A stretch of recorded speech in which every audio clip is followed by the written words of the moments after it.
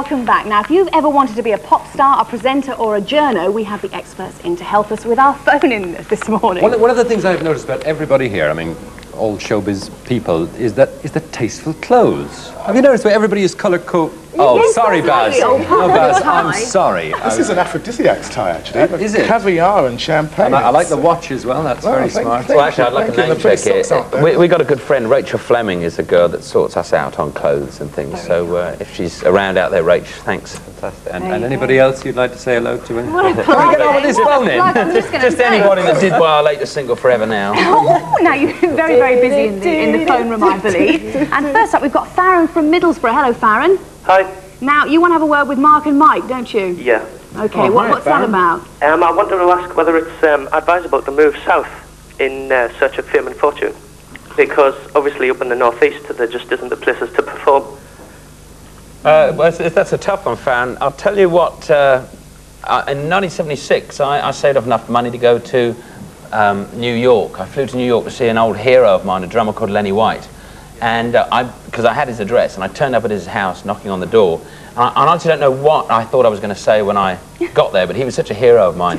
And, you know, he opened the door, and, you know, he asked me the question, he said, you know, why are you here? And I said, well, I thought that this is where it happens in New York. I had to come to New York. And he said, well, that's not really true. He said, because when I go to, you know, he said, here in New York, everyone thinks it's happening in Los Angeles. He said, when I get to Los Angeles, everyone tells me it's happening in London.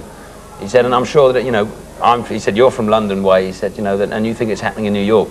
The thing is, it sort of happens where you make it happen. You know, the thing is that you gig with your band, you gig around with your band, you play in as many places as you possibly can. I mean, do you have a band, Farron? Yeah. Yeah? Well, you play in as many places as you possibly can. That's not easy. There aren't many places to play, I know. But from the Isle of Wight, where I live, there are precious few gigs where bands can play live. But you just have to gig around as much as you can. Try and get some support going, and that way record companies will start taking an interest, and I just wish you the best of luck. There you go, Farron, a bit of advice from the expert himself. If you make it big in Middlesbrough, well, the world's your oyster, really, isn't it? We'll take a call now from Lily in London. Hello, Lily. Hi. Now, you have a question for Michaela. Yes, I do. The question is, I'm a young Asian woman who wants to be a TV presenter, and the problem I feel is that there isn't enough slots on TV for Asian presenters, other than just being you know, typecast onto sort of Network East or something like that. And how do I get more parts? How do I sort of get myself into mainstream TV? I actually don't think it matters that whether you're Asian, whatever colour, creed or religion you are, you can get into TV presenting if you want to get into it. And if you're good enough, you'll get into it. I think television is a very open business, and it doesn't really have any barriers anymore. I mean, maybe it used to, and there weren't as many female presenters. But if you're good, you're going to get it. And these days, people are delighted to have Asian, delighted to have black people on television. I mean, they really are. I mean, it's the same with journalism, actually. There are no barriers at the end of the day, anymore. it's whether you can do the job, yeah. frankly. How badly do you want to do the job? That's it too, you know. If you really, really want to do it, then you hassle your way in there. You know, you must make your own chances. Absolutely. I was a bit worried earlier because when I was talking about being on Concord with Joey Hall, which is very nice, but when I first started my career, look, I couldn't afford the bus fare, you know. So you start at the bottom and then you work up. And if you want to do it hard enough, you can do it, Lily. So, Lily, I would recommend that you sort of try and become a presenter rather than an Asian presenter. No, I don't want to be an Asian presenter. I want to be a presenter. But I find that there's not enough parts. And my experience is that you do get typecast, you do get put into certain slots. But have you been for any auditions? Yes, I have. I mean, and I often feel that. I mean, I think I'll make a very good presenter when I make it. But I mean, the problem I feel is that I don't think I'll ever be able to present This Morning, or because I think that there's a fear of. I don't think I'll ever be able to present This Morning either. But Lily, just go and kick doors down. Just kick doors down. You mustn't have the attitude that you can only sort of that there aren't slots for you. That's silly. Yeah, it doesn't just bode kick well. a few doors down. Yeah, you mustn't set limits for yourself. Absolutely. Basically. If you're putting barriers up for yourself, Lily, then you know you're creating them. They're not really there, you know. You can have it all if you want it all. Oh, Lily, what more encouragement do you need, really? I wish you all the very, very best of luck with that. Anyway, thanks for calling in. We've got Georgina from London on the line now with a question for Baz. You got one, Baz. Hey, Georgina, thank you so much for calling. Oh, I had to give you a question. I just had to. I want your job. Well, you can't. Not yet, anyway. What it actually is. I'm blushing, don't. I can see it. I can see it. I'm actually doing a degree in media studies at the moment. I've just started. I'm in my first year, and I've really taken an interest to like showbiz journalism. And I've written to various companies asking to go in for a day, see what it's like and that sort of thing. But I've had no response, so I want to know any other approaches. Well, let me tell you this, you don't sort of get a showbiz job straight off. I mean, I worked in courts as a crime reporter.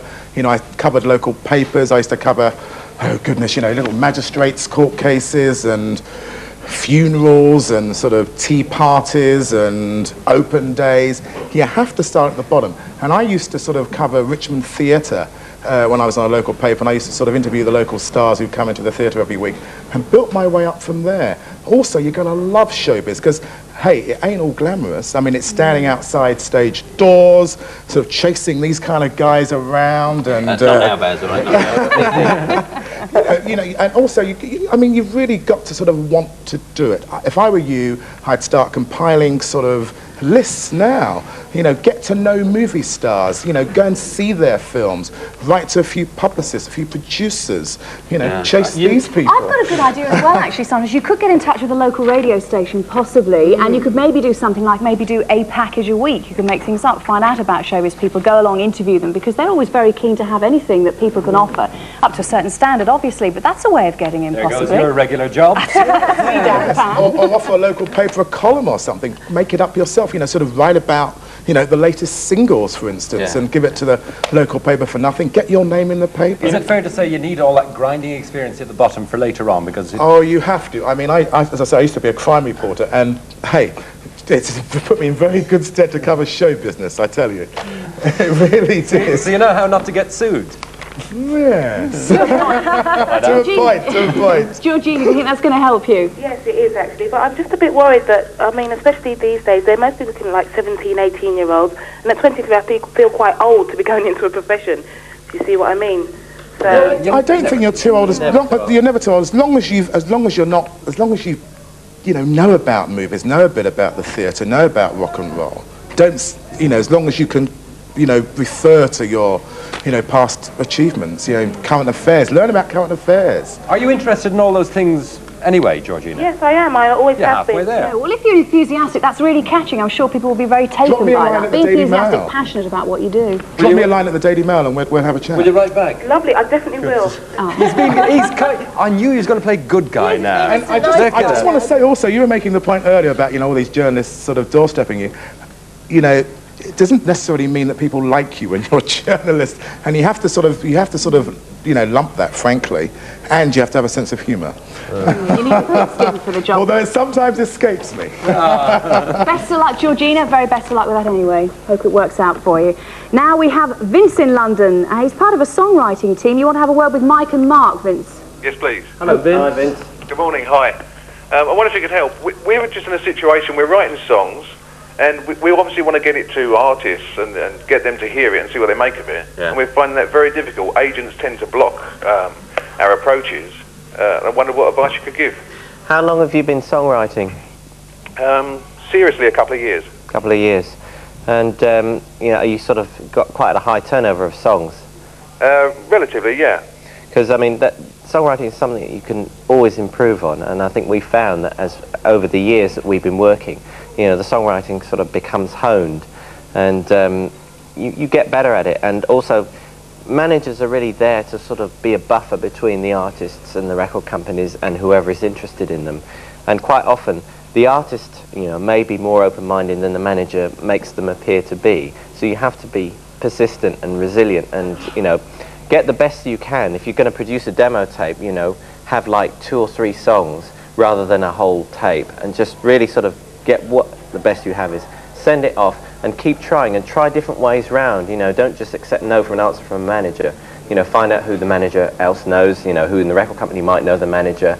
You've just got to explore all avenues, basically. And publishers too, of course. You That's know, right. you might try, rather than trying to go straight to the band. I mean, we always write through publishing houses.